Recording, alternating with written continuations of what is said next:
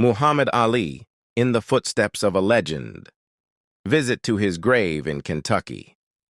Today, I had the honor of visiting the resting place of a man who was far more than a boxer.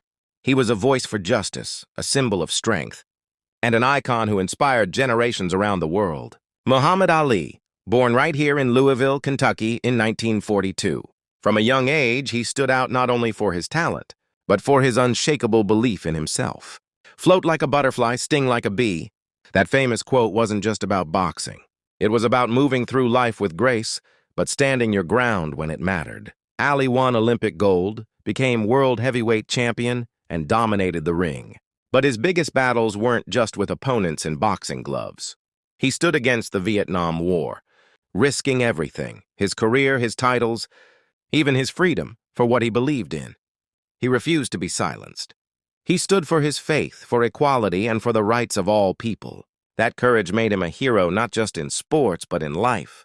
At his grave in Louisville's Cave Hill Cemetery, the words engraved on his stone say, "Service to others is the rent you pay for your room in heaven."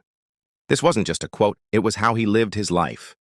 Helping others, inspiring them, fighting for what's right, these were his real victories. As I stood by his final resting place, I felt the weight of his legacy.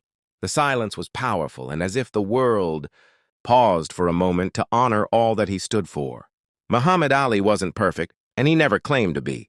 But he was real, brave, unapologetically himself, and in that truth he became timeless. This visit was more than just a moment of respect. It was a reminder that greatness isn't just about winning, it's about standing for something greater than yourself. Rest in power, champ. You shook the world, and we still feel it.